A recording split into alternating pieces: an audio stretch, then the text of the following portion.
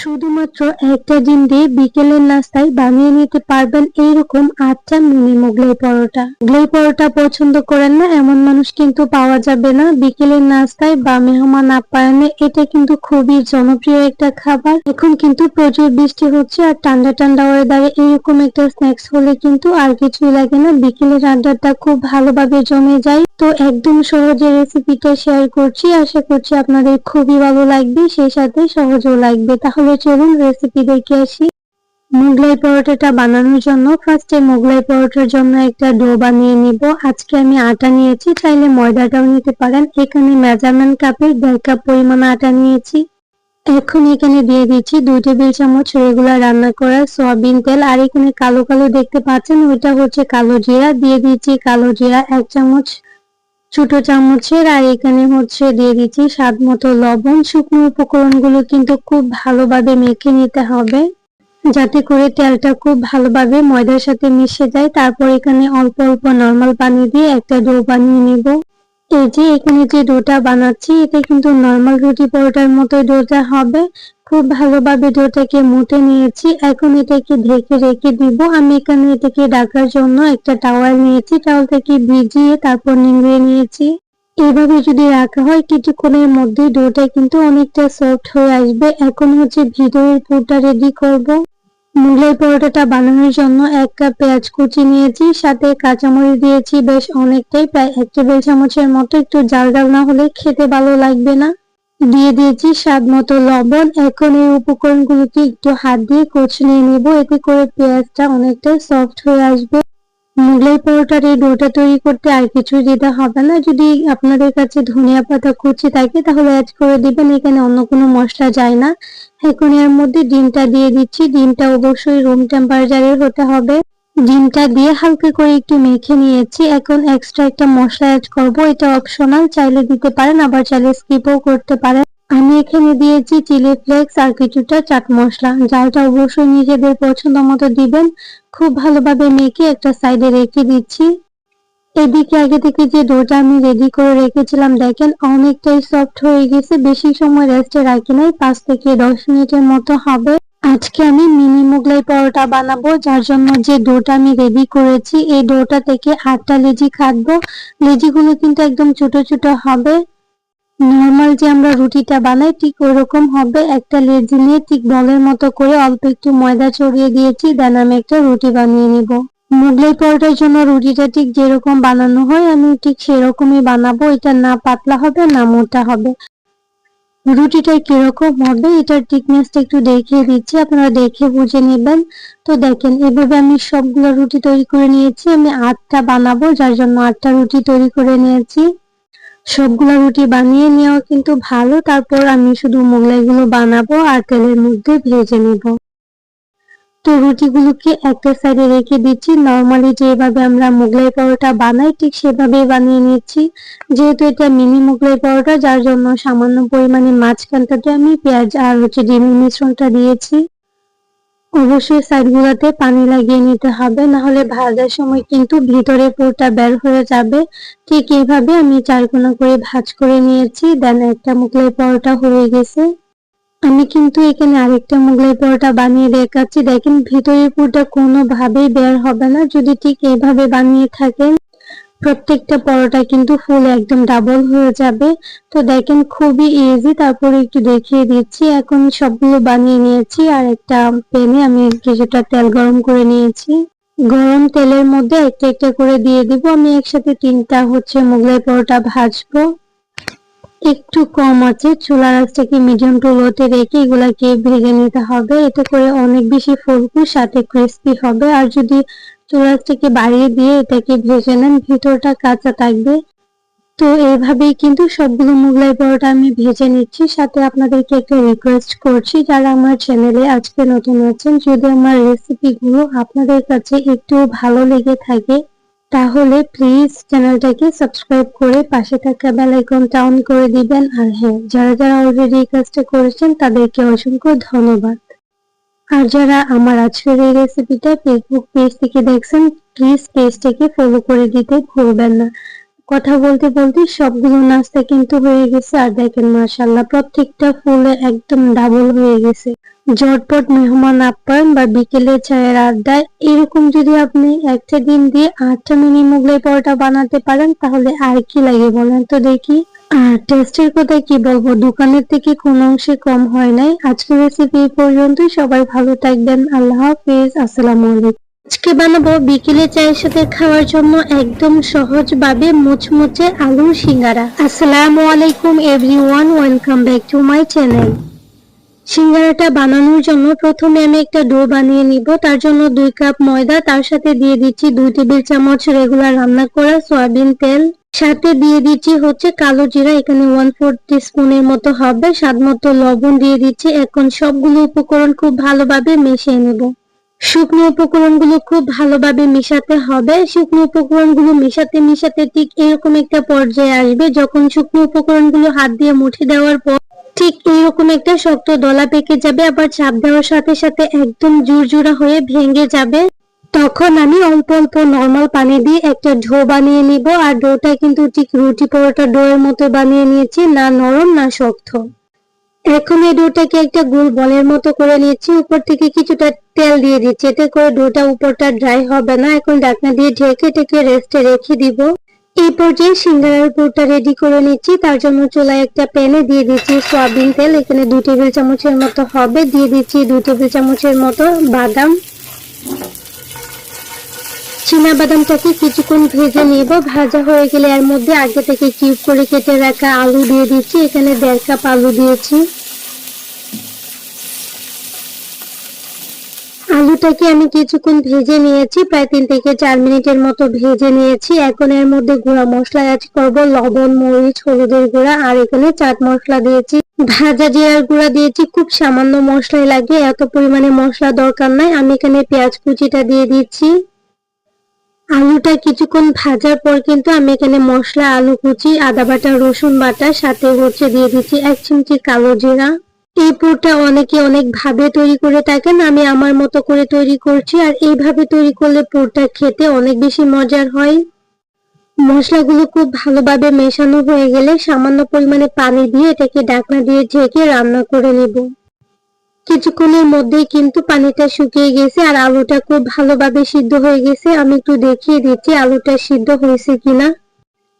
একটা আলু নিয়ে এভাবে চাপ দিলে দেখবেন একদম আলুটা ভেঙে যাচ্ছে আর আলুটা খুব ভালোভাবে সিদ্ধ হয়েছে। এখন এর মধ্যে দিয়ে দিব ধনিয়া পাতা কুচি, কাঁচামরিচ কুচি, ডালটা অবশ্যই নিজেদের পছন্দ মতো অ্যাড করবেন। এই পর্যায়ে কিছুটা আলু কিন্তু এইভাবে স্প্যাচুলা দিয়ে আমি ভেঙে দিচ্ছি, এতে করে একটু আঠালো হবে এই সিঙ্গারার পুরটা, না হলে তো একদম জোরে থাকবে। অনেকে একদম ভেঙে নরম করে ফেলেন, তবে আমি একটু দানা দানা রাখবো, যার জন্য হালকা কিছুটা ভেঙে দিচ্ছি। তো আলুর পুরটা একদম রেডি হয়ে গেছে, এটাকে একটা সাইডে ঠান্ডা হওয়ার জন্য রেখে দিচ্ছি। এখন আগে থেকে যে আমি সিঙ্গারার পুরটা রেডি করে রেখেছিলাম, আর এটা দেখেন মাশাআল্লাহ অনেক বেশি সফট হয়েছে, এটার উপরে তেলটা দেওয়ার কারণে আর রেস্টে রাখার কারণে।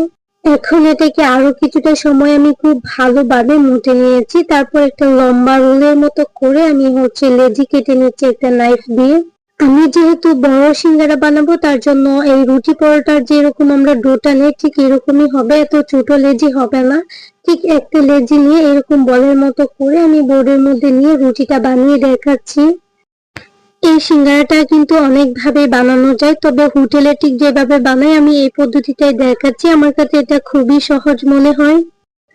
আপনারা নিজেদের পছন্দ মতো করে নিতে পারেন। আমি ঠিক একটা লেচি নিয়ে ঠিক এরকম লম্বা করে হচ্ছে একটা রুটি বানিয়ে নিচ্ছি। রুটিটা আঁকা বাঁকা হলে কোনো সমস্যা নেই, তবে একটু লম্বা সাইজের রুটি হতে হবে।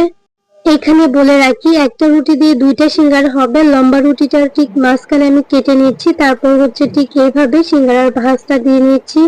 এটা আসলে বলে বোঝানোর মতো কিছু নয়, আপনারা অবশ্যই দেখে বুঝে নেবেন। মাঝখানে আমি আলুর পুরটা দিয়ে দিচ্ছি। আশা করছি এই ভাজটা সবাই পারবেন। পরিমাণ মতো আলুর পুর দিয়ে দিবেন, যে যতটুকু খেতে পছন্দ করেন। আবার সাইডগুলোতে পানি লাগাতে ভুলবেন না, না হলে কিন্তু ভাজার সময় এই সাইডগুলো খুলে ভিতরের পুরটা বের হয়ে যাবে। দেখেন এদিকে কথা বলতে বলতে সবগুলো সিঙ্গারা বানিয়ে নিয়েছি। এখন এগুলো তেলের মধ্যে ভেজে নিব। ঠিক এই পর্যায়ে আপনারা চাইলে এই সিঙ্গারাগুলো ফ্রোজেন করে রেখে দিতে পারেন, প্রায় 6 মাস পর্যন্ত খেয়ে নিতে পারবেন। আমি পর্যাপ্ত তেল গরম করে নিয়েছি একটা কড়াই। সিঙ্গারা ভাজতে তেলের পরিমাণটা একটু বেশি করে দিতে হয়। তেলটা খুব ভালোভাবে গরম হওয়ার পর একটা একটা করে সিঙ্গারা দিয়ে চুলাটাকে লো মিডিয়ামে রেখে আমি এগুলোকে ভেজে নিচ্ছি। সিঙ্গারাগুলোকে খুব সুন্দর একটা গোল্ডেন ব্রাউন কালার করে ভেজে নিচ্ছি আর তেল ঝরিয়ে উঠিয়ে নিচ্ছি। বাকি যে সিঙ্গারাগুলো আছে সেম ভাবে ভেজে নিচ্ছি। আচ্ছা, সিঙ্গারাগুলো তো ভেজে নিচ্ছি, সাথে একটা রিকোয়েস্টও করে নিচ্ছি, যদি আমার রেসিপিগুলো আপনাদের একটু ভালো লেগে থাকে তাহলে প্লিজ চ্যানেলটাকে সাবস্ক্রাইব করে পাশে থাকা বেল আইকনটা অন করে দিবেন। আর হ্যাঁ, যারা অলরেডি এই কাজটা করেছেন তাদেরকে অসংখ্য ধন্যবাদ। সেই সাথে আমার আজকের রেসিপিটা যদি আপনারা ফেসবুক পেজ থেকে দেখে থাকেন তাহলে প্লিজ পেজটাকে ফলো করে দিতে ভুলবেন না। আর হ্যাঁ, বিকেলের নাস্তায় যারা যারা এরকম খাবার খেতে পছন্দ করেন তারা কিন্তু অবশ্যই কমেন্ট করে জানিয়ে যাবেন। সিঙ্গারাগুলো বানিয়ে নিয়েছি, এখন কতটা ক্রিস্পি হয়েছে আর এটার ভেতরের কি অবস্থা একটু দেখিয়ে দিচ্ছি। বিকেলের নাস্তার জন্য একদম সহজ আর সবার পছন্দের একটা রেসিপি শেয়ার করেছি, আশা করছি আপনাদের ভালো লেগেছে। তাহলে আজকের রেসিপি এই পর্যন্তই। সবাই অনেক অনেক বেশি ভালো থাকবেন, সুস্থ থাকবেন। আল্লাহ হাফেজ, আসসালামু আলাইকুম। চলেন বিকেলের নাস্তার জন্য আজকে চটপটা টাইপের কিছু একটা বানাই, যেটা খেতে অনেক বেশি মজার লাগবে, তবে একদম কম সময়ে ঘরে থাকা কিছু উপকরণ দিয়ে বানানো যায়। আজকে বানাবো আলু আর নুডলস দিয়ে ক্রিস্পি রোল পাকোড়া। আসসালামু আলাইকুম everyone, welcome back to my channel. আলু আর নুডলস এর ক্রিস্পি রোল পাকোড়াটা বানানোর জন্য ফার্স্টে নুডলস লাগবে। এক প্যাকেট নুডলস নিয়েছি, এখন এটাকে খুব ভালোভাবে একদম ঝুরি ঝুরি করে ভেঙে নিব। ফার্স্টে একটা প্যাকেট নিয়েছি, যদি লাগে পরে আমি আবার নিয়ে নিব। খুব ভালোভাবে ভেঙে একদম ঝুরি ঝুরি করে এটাকে একটা সাইডে রেখে দিচ্ছি। এই পর্যায়ে আমার লাগবে একটা ডিম। আমি একটা রুম টেম্পারেচারে থাকা ডিম নিয়েছি। এই ডিমটাকে খুব ভালোভাবে ফেটিয়ে নিব। এটার মধ্যে লবণ মরিচ কোনো কিছু দেওয়ার দরকার নেই, জাস্ট ভেঙে নিলেই হবে। ফেটানো হয়ে গেলে একটা সাইডে রেখে দিচ্ছি। এখন আমি এখানে নিয়ে নিচ্ছি আলু। আমি এখানে আলুগুলোকে সিদ্ধ করে খুব ভালোভাবে গ্রেট করে নিয়েছি। এই আলুটাকে কিন্তু ম্যাশ করেও নেওয়া যায়, তবে চেষ্টা করবেন যাতে আলুর মধ্যে কোনো রকম গুটি বা দলা দলা না থাকে। এখানে কিছু মশলা অ্যাড করব। 2 টেবিল চামচ পেঁয়াজ কুচি দিয়েছি, স্বাদ মতো লবণ, হলুদের গুঁড়া দিয়ে দিয়েছি, কাঁচামরিচ কুচি, এটা অবশ্যই নিজেদের টেস্টের উপর দিবেন। চাট মশলা দিয়েছি, অবশ্যই চাট মশলা দিবেন। দিয়ে দিচ্ছি চিলি ফ্লেক্স, আর ঝালটা অবশ্যই নিজেদের পছন্দ মতো অ্যাড করবেন। আদা রসুন বাটা দিয়েছি। এখানে যে মশলাগুলো অ্যাড করেছি প্রত্যেকটা স্ক্রিনে অথবা ডেসক্রিপশন বক্সে আপনারা পেয়ে যাবেন। আমি এখানে দিয়ে দিয়েছিলাম হচ্ছে বেসন, এটা অবশ্যই দিতে হবে, বাইন্ডিং এর কাজ করবে। পরিমাণ মতো দিয়ে দিবেন, খুব ভালোভাবে মেখে নিতে হবে। তারপর নাস্তাটার শেপটা দিয়ে দিব। ঠিক এইভাবে আলুর পুরটা রেডি করে আপনারা আপনাদের পছন্দ মতো যে কোনো শেপে নাস্তাটা বানিয়ে নিতে পারেন, তবে আজকে একটু রোল টাইপের করে নিচ্ছি আমি। এখন এটাকে আমি আগে থেকে যে ডিমটাকে ফেটিয়ে রেখেছিলাম এই ডিমটার মধ্যে খুব ভালোভাবে কোটিং করে নিব। তারপর এটাকে নুডলস গুলা যে আমি একদম ছোট করে রেখেছিলাম ওটার মধ্যে খুব ভালোভাবে কোট করে নিচ্ছি। সেম ভাবে আমি সবগুলোকে ঠিক এইভাবে বানিয়ে তারপর ডিমের মধ্যে কোটিং করে তারপর হচ্ছে নুডলস এর মধ্যে কোট করে নিয়েছি। ঠিক এই পর্যায়ে আপনারা চাইলে এই নাস্তাগুলোকে ফ্রোজেন করে রেখে দিতে পারেন প্রায় 6 মাসের মতো। এখন এগুলাকে তেলের মধ্যে ভেজে নিব। তেলটা গরম হয়ে যাওয়ার পর আমি একটা একটা করে দিয়ে দিচ্ছি। এই নাস্তাটা একটু সময় নিয়ে ভেজে নিতে হবে যাতে ভিতর থেকে খুব ভালোভাবে হয় আর উপরটা একদম ক্রিস্পি হয়। এই নাস্তাটা মূলত উপরের যে অংশটা এটা অনেক বেশি ক্রিস্পি হয় আর ভিতরের যে সাইডটা ওইটা হচ্ছে একটু সফট থাকে। যখন আমি আলুগুলোকে মশলার সাথে একসাথে মিক্স করেছিলাম তখন কিন্তু আমি এখানে নুডলস এর মশলাটাও দিয়ে দিয়েছিলাম। খুব ভালোভাবে সুন্দর একটা গোল্ডেন ব্রাউন কালার আসার আগ পর্যন্ত এই নাস্তাগুলোকে ভেজে নিচ্ছি। সেই সাথে আপনাদেরকে একটা রিকোয়েস্ট করছি, যারা আমার চ্যানেলে আজকে নতুন আছেন, যদি আমার রেসিপিটা একটু ভালো লেগে থাকে তাহলে প্লিজ চ্যানেলটাকে সাবস্ক্রাইব করে পাশে থাকা বেল আইকনটা অন করে দিবেন। আর হ্যাঁ, যারা যারা অলরেডি এই কাজটা করেছেন তাদেরকে অসংখ্য ধন্যবাদ। আর কথা বলতে বলতে দেখেন সবগুলো নাস্তাকে আমি ভেজে নিয়েছি। নাস্তার কালারটা দেখেন মাশাআল্লাহ, আর এটা এত পরিমাণে মজার হয়েছিল, বাসায় ট্রাই না করলে বুঝতেই পারবেন না। একদম কম সময়ে হাতের কাছে থাকা মাত্র কয়েকটা উপকরণ দিয়ে এই মশলাগুলো সবার ঘরে আছে কমন কিছু মশলা। বিকেলে চায়ের আড্ডার জন্য অসাধারণ একটা নাস্তা। তাহলে আজকের রেসিপি এই পর্যন্তই। সবাই অনেক অনেক বেশি ভালো থাকবেন, সুস্থ থাকবেন। সবাই সবার জন্য দোয়া করবেন। আল্লাহ হাফিজ। আসসালামু আলাইকুম। শব্দ শুনে বোঝা যাচ্ছে আজকের এই নাস্তাটা কতটা ক্রিস্পি। বিকেলে চায়ের আড্ডায় খাওয়ার জন্য একদম হালকা একটা নাস্তা। হাতে যদি মাত্র 10 মিনিট সময় থাকে তাহলে বানিয়ে নিতে পারবেন। নাস্তাটা বানানোর জন্য চুলায় একটা প্যানে পর্যাপ্ত পানি গরম করে নিয়েছি, স্বাদ মতো লবণ দিয়েছি। আগে থেকে আলু কেটে আমি পরিষ্কার করে রেখেছিলাম। আলুগুলো কিন্তু ফ্রেঞ্চ ফ্রাই করলে আমরা যেভাবে কাটি ওইভাবে কেটে ঠিক এভাবেই সিদ্ধ করে নিতে হবে। এখন আমি একটা লিকুইড ব্যাটার বানাবো। তার জন্য আমি হাফ কাপ ময়দা নিয়েছি। ময়দার মধ্যে দিয়ে দিচ্ছি চিলি ফ্লেক্স 1 চামচ, আর হলুদের গুঁড়া, মরিচের গুঁড়া 1 চামচ, স্বাদ মতো লবণ। তাতে আমি চাট মশলাটা অ্যাড করেছি। সবগুলো উপকরণ দিয়ে অল্প একটু পানি দিয়ে একটা ঘন টাইপের ব্যাটার বানিয়ে নিব। ব্যাটারটা তৈরি করতে যে কাপে আমি ময়দাটা অ্যাড করেছি ওই কাপের 1.5 কাপ পানি লেগেছে। খুব ভালোভাবে মিশিয়ে একটা সাইডে রেখে দিব। আর এটা কিন্তু একদম পাতলা করা যাবে না, কারণ আমি আলুগুলোকে এটার মধ্যে কোট করে তারপর বানাবো নাস্তাটা। বলতে পারেন একদম ইউনিক একটা নাস্তা। এটা বাচ্চা থেকে বড় সবাই কিন্তু ভীষণ পছন্দ করে খাবে। ব্যাটারের কনসিস্টেন্সিটা আশা করছি দেখেই বুঝতে পারছেন। এটাকে একটা সাইডে রেখে দিব। আর আলুগুলো কিন্তু অলরেডি সিদ্ধ হয়ে গেছে। এই পর্যায়ে আমি পানিটা ঝরিয়ে আলুগুলোকে একটা স্ট্রেনার দিয়ে উঠিয়ে নিচ্ছি। আলুগুলো একদম নরম করা যাবে না, তবে সিদ্ধ হয়েছে ঠিক এরকম অবস্থায় উঠিয়ে নিতে হবে। আমি এখানে সমোচার যে শীটগুলো আছে ওগুলা ব্যবহার করেছি, তবে আপনারা চাইলে কিন্তু ঘরে বানিয়ে নিতে পারেন। আমার চ্যানেলে কিন্তু অলরেডি সমোচা শীট, স্প্রিং রোলের 2টা রেসিপি আপলোড আছে, চাইলে দেখে নিতে পারেন। বা রুটি বানিয়েও কিন্তু সেম ভাবে নাস্তাটা বানাতে পারেন বাচ্চাদের টিফিনের জন্য বা বিকেলে চায়ের আড্ডায়। এটা কিন্তু একদম জমে যাবে। আর এই শীটটাকে আমি 4টা ভাগে ভাগ করে নিচ্ছি, একদম স্কোয়ার করে কেটে নিচ্ছি। আর এই অল্প শীট দিয়ে কিন্তু অনেকগুলো নাস্তা হয়ে যাবে। নাস্তাটা বানানো খুবই সহজ, এটা বলে বোঝানোর মতো কিছু নয়, আপনারা একটু দেখে বুঝে নেবেন। আমি সবকিছু রেডি করে নিয়েছি, এখন নাস্তাগুলো বানিয়ে নিব। ফার্স্টে কিন্তু আমি এই যে ব্যাটারটা তৈরি করেছি একটা আলু দিয়ে ঠিক এইভাবে কুট করে নিব। ফার্স্টে আমি যে শীটগুলো রেডি করে রেখেছি একটা শীট নিয়ে ঠিক আড়াআড়ি ভাবে আমি একটা আলু দিয়ে দিচ্ছি। আলুটা দেওয়ার পর ঠিক এইভাবে আমি রোলটা করে নিচ্ছি। অবশ্যই এক্সট্রা ব্যাটারটা কিন্তু ফেলে দিতে হবে জেরে। তারপর ঠিক এভাবে রোল করে নিলেই হয়ে যাবে। আর একটা পাশে কিন্তু অল্প একটু আটা লাগিয়ে সিল করে নিতে হবে। তো আমি আরেকটা দেখিয়ে দিচ্ছি, খুব সহজ এগুলা বানানো। আমি সবগুলা বানিয়ে নিয়েছি অলরেডি। আমি আরেকটু দেখিয়ে দিচ্ছি আপনাদেরকে বোঝার সুবিধার্থে। যদিও এটা তেমন কোনো কঠিন না, একদম বাচ্চা থেকে বড় সবাই বানাতে পারবেন, এতটাই সহজ এই নাস্তাটা। তবে খেতে ভীষণ মজার হয়। বলে রাখি, ব্যাটারটা লিকুইড যে ব্যাটারটা রেডি করেছি এটা একটু স্টিকি, মানে একটু ঘন টাইপের তৈরি করতে হবে।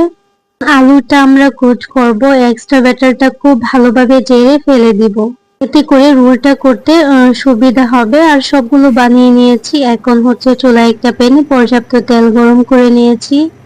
একটা একটা করে আমি দিয়ে দিচ্ছি, অনেকগুলো একসাথে দেওয়া যায়। আর এই নাস্তাগুলো হতে একদমই সময় লাগে না, যেহেতু একদম পাতলা একটা লেয়ার আর ভিতরে আলুটা অলরেডি সিদ্ধ করা আছে। একে মিডিয়ামে রেখে আমি অনবরত নেড়ে চেড়ে একদম ক্রিস্পি করে ভেজে নিব, গোল্ডেন ব্রাউন কালার করে। অলরেডি অনেকগুলো ভেজে নিয়েছি, তবে একটু দেখিয়ে দিচ্ছি এটার আওয়াজটা কতটা ক্রিস্পি হয়েছে, আপনারা দেখিয়ে বুঝতে পারবেন। সেই সাথে দেখতেও এত বেশি সুন্দর হয়েছে, মাশাআল্লাহ।